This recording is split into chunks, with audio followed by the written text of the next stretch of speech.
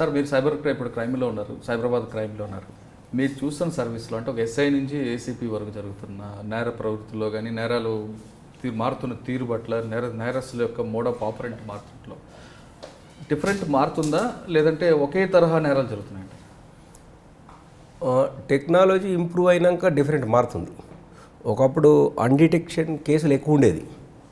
ఇప్పుడు communication cell, CCTV వీటి వల్ల మన కేసులు తొందరగా డిటెక్ట్ అవుతున్నాయి. అసలు అన్డిటెక్షన్ పోతలేవు. అన్డిటెక్టెడ్ మర్డర్ కేసు నేను ఎస్ఐ ఉన్నప్పుడు చాలా మిగిలిపోయేది, సిఐ ఉన్నప్పుడు మిగిలిపోయేది. ఇప్పుడు అన్డిటెక్షన్ పోతలేవు. ఇప్పుడు ఆఫీసర్స్ కూడా వెరీ కాన్సన్ట్రేషన్. ఏదైనా మర్డర్ కేసు అయింది అంటే దానికి ఒక స్పెషల్ టీమ్ చేసి పర్సనల్గా పర్సీవ్ చేస్తారు ఇమీడియట్గా. దాన్ని ఏ రకం దాకా వచ్చింది, ఆగింది, ఇంకా ఫర్దర్ ఎలా తీసుకుపోవాలనే విషయంలో ఎఫిషియెంట్ ఆఫీసర్స్ని తీసుకొని అది డిటెక్ట్ చేస్తారు. అంటే ఇప్పుడు కమ్యూనికేషన్ అనేది మనకి కమ్యూనికేషన్ ఉపయోగపడుతుంది, టెక్నాలజీ బాగా ఉపయోగపడుతుంది డిటెక్షన్. ఎక్కువగా దీన్ని చెప్పండి అంటే దీన్ని మనం పోలీస్ ఆఫీసర్స్ ఉపయోగించుకొని డిటెక్షన్ చేస్తారు. కానీ మీరు అన్నట్లు కమ్యూనికేషన్ వాడుతున్నా సరే కొంతమంది పక్క రాష్ట్ర గ్యాంగ్లో రావడం, ఇక్కడ చైన్ స్నాచింగ్ చేయడం చేస్తున్నారు. అంటే వాళ్ళ ఇంటరాక్షన్లో ఎక్కువగా తెలుగు రాష్ట్రాలను ఎందుకు ఎంచుకుంటున్నారుగా చెప్తున్నారు? అంటే ఒకటి వాళ్ళు అంటే దొంగ ఎప్పుడు తను ఉండే ఏరియాలో చేయొద్దు. అంటే దొంగ తను దొరగా బతకాలి అంటే ఎక్కడో తెలియని ఏరియాలో ప్లేస్లు దొంగతనం చేయాలి. ప్లస్ మనకి ఇక్కడ ఈజీగా అవుతుంది అనేది, అంటే ఎక్కువ బంగారం దొరుకుతుంది ఇక్కడ. ఇప్పుడు ఒరిస్సా నుంచో ఎక్కడి నుంచో నార్త్ నుంచి వచ్చిన వాళ్ళు అంటే ఈ క్రిమినల్ గ్యాంగ్స్ ఇక్కడ చేయడానికి కారణం ఏంటంటే కొంచెం ఒక రకంగా చెప్తే మన దగ్గర బంగారం ఎక్కువ దొరుకుతుంది. లేడీస్ ఎక్కువ ఆభరణాలు చేసుకోవడం, ఇంట్లో పెట్టుకోవడం, ప్లస్ ఊరికి వెళ్ళేటప్పుడు కూడా అల్మారీలే మర్చిపోవడం, అల్మారికి లాక్ వేయకుండా పెట్టడం, కీ అక్కడే పెట్టిపోవడం, స్ట్రాంగ్ సెంట్రల్ లాకింగ్, గ్రిల్ అట్లా పెట్టకపోవడం, ఊరికి వెళ్ళేటప్పుడు పక్కింటిలోకి చెప్పుకోకపోవడం, మైలు చూడమని వాచ్మెన్ పెట్టుకోవడము, అంటే చిన్నవి చేస్తలేరు. మేము గత ఒక 3 years నుంచి చెప్తున్నాం. సొసైటీ అందరు కలిసి పెట్టుకుంటే సింపుల్ ఒక 4 సీసీ కెమెరాలు కూడల దగ్గర పెట్టుకుంటే ఎవరు వచ్చి వెళ్ళిపోతే ఒక నెలగా ప్రివెంట్ అవుతుంది. అంటే టెక్నాలజీ కాంట్ లై, మ్యాన్ కెన్ లై. అంటే మనిషి నాడ పెట్టినా, ఒక పోలీస్ ఆర్ని పెట్టినా, ఒక సెక్యూరిటీ పెట్టినా నిద్రపోయే అవకాశం ఉంది. కానీ మనం ఒక సీసీ కెమెరాని పెట్టి దాన్ని ఎవ్రీ డే మార్నింగ్ పనిచేస్తుంది అనేది చూసుకోగలిగితే అది మనకు లైవ్గా. బాధితులు ఇప్పుడు జనరల్గా పోలీసులో దొంగతనం జరిగిందంటే పోలీస్ స్టేషన్కి ఎవరు రాకుండా ఉండాలంటే వాళ్ళు ఎలాంటి జాగ్రత్తలు తీసుకోవాలి? అంటే major prevention is better then cure.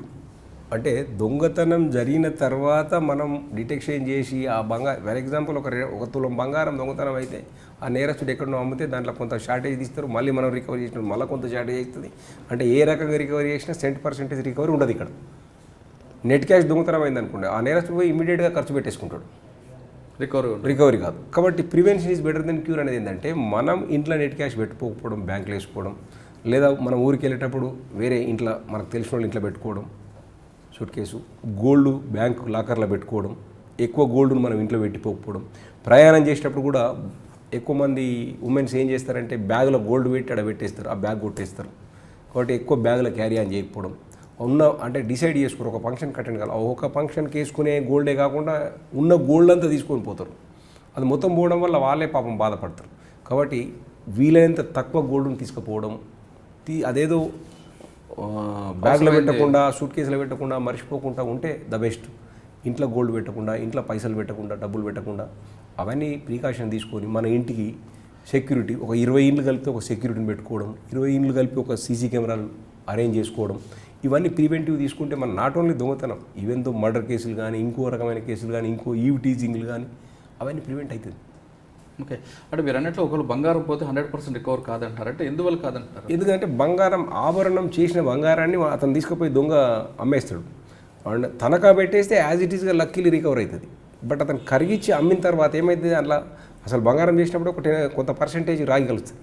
మళ్ళీ ఇతను తీసినప్పుడు రాగి తీసేసి అతను తీసేసి ఇంకో దొంగ కాదు, ఇతను తన సొంతం కష్టపడి వచ్చిన శ్రమతో వచ్చింది అయితేనేమో వాడు నీట్గా చూసుకొని గ్రామ్ పోకుండా చూస్తాడు. వీడికి ఫ్రీగానే వచ్చింది కాబట్టి వీడు కూడా లిబరల్గా ఉంటాడు కదా, నాకు తొందరగా పైసలు లేలా నేను బయటపడాలి. కాబట్టి అక్కడ వాళ్ళు మళ్ళీ మేము రికవరీకి పోయినప్పుడు మేము ఆల్రెడీ దొంగకి ఇచ్చినాం, తులాన 15,000 ఇచ్చినాం, మళ్ళీ పోలీస్ మా దగ్గర రికవరీ చేస్తుంది.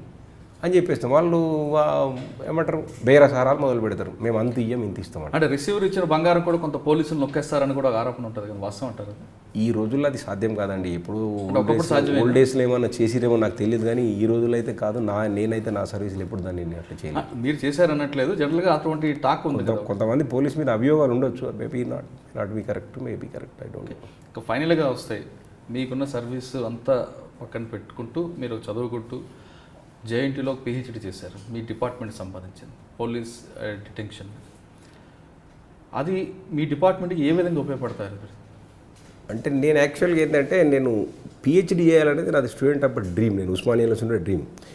నాది ఎంఏ పొలిటికల్ సైన్స్ చేసినాను, ఎంఏ హిస్టరీ చేసిన, రెండిట్లో దేనిలో ఒక దాంట్లో చేయాలనుకున్నాను. అంటే ఇప్పుడు నేను అది చదవడం వల్ల పొలిటికల్ సైన్స్లో ఎంఏ హిస్టరీలో చదవడం పిహెచ్డి చేయడం వల్ల నా ప్రొఫెషన్కి ఉపయోగపడదు అనుకున్నాను. అదే టైంలో నేను కేపీహెచ్బీలో పనిచేసేటప్పుడు పిహెచ్డి గురించి డిస్కషన్ అయినప్పుడు నువ్వు మేనేజ్మెంట్ సైన్స్ చేస్తే బాగుంటుంది అన్నాడు.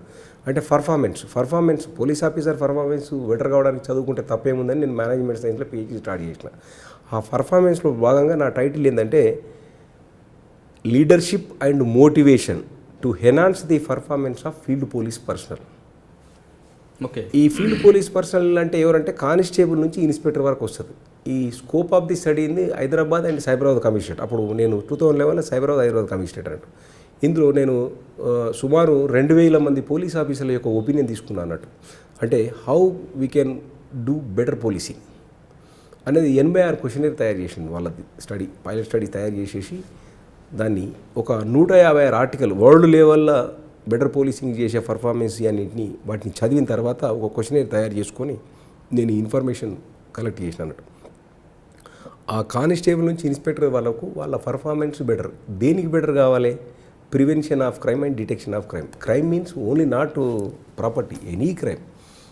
పోలీస్ ఆఫీసర్ ఎఫిషియెంట్గా పనిచేసి ప్రివెన్షన్ చేయాలి. అంటే మేనేజ్మెంట్ సైన్స్లో భాగం పర్ఫార్మెన్స్లో భాగం ఈ ప్రివెన్షన్ ఆఫ్ క్రైమ్గా చేసినాను. అది నాకు 2016లో కంప్లీట్ అయింది. నాకు రీసెంట్లీ మీరు రీసెర్చ్ చేశారండి? నేను 2056 మంది ఒపీనియన్ తీసుకున్నాను. అందులో ఏమొచ్చిందండి? అంటే ప్రతి వాళ్ళకు సాలరీ అంటే 86 క్వశ్చన్లలో, ఫర్ ఎగ్జాంపుల్ 86 క్వశ్చన్స్ నేను 2011లో పెట్టి గవర్నమెంట్ ఆఫ్ తెలంగాణ 12 క్వశ్చన్లు సాల్వ్ చేసింది ఎవరు అడగకముందే. బెటర్ వెహికల్ అనేది, వెహికల్ పెట్రోల్ మొబైల్ పెట్టి బ్లూ కోట్లు పెట్టి రోడ్ మీద పెట్టింది. అది విజిబుల్ పోలీసింగ్. చాలా సీనియర్ ఆఫీసర్స్ కూడా చాలామంది విజిబుల్ పోలీసింగ్ వల్ల ప్రివెన్షన్ క్రైమ్ అవుతుందని. నెంబర్ 1. నెంబర్ 2, పోలీస్ ఆఫీసర్స్ అందరికీ చాలా మీకు తెలుసు, ఇప్పుడు ఇన్నోవాలు ఎంత పెద్ద మంచి బైకులు ఇచ్చేసారు, మంచి 4-వీలర్ వెహికల్స్ ఇచ్చారు. అది 2.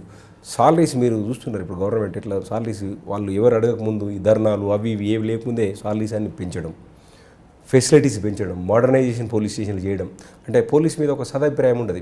మీరు ప్రెస్ వాళ్ళు వచ్చినప్పుడు కుర్చీలు లేవేంటి సార్ అది లేదని ఇన్ఫ్రాస్ట్రక్చర్ పెంచడం, ప్లస్ పోలీస్ స్టేషన్ మెయింటెనెన్స్కి డబ్బులు ఇవ్వడం, కరప్షన్ ప్రివెంట్ చేయడానికి ప్రతి పోలీస్ స్టేషన్ డబ్బులు ఇవ్వడం, ఇవన్నీ గవర్నమెంట్ చేసిన మంచి పనులు. అది పోలీస్కు చేసిండ్రు అని కొందరు చెప్తున్నా. పోలీసు అట్లా చేయడం వల్ల పబ్లిక్లో మంచి ఒపీనియన్ వస్తుంది పోలీసుకు. అంటే పేపర్ తీసుకురాపో, కుర్చీలు కొనియండి అలాంటివి పెట్టకుండా జస్ట్ మీరు ఏమైనా చేసుకుంటే మీరు సొసైటీలో మీ కాలనీలో సీసీ కెమెరాలు పెట్టుకోమని చెప్తున్నాను తప్ప మీరు పేపర్లు కొనుక్కురా అవన్నీ బంద్ చేసినారు. దానివల్ల మాకు పోలీసు మంచి పేరు వస్తుంది సొసైటీ.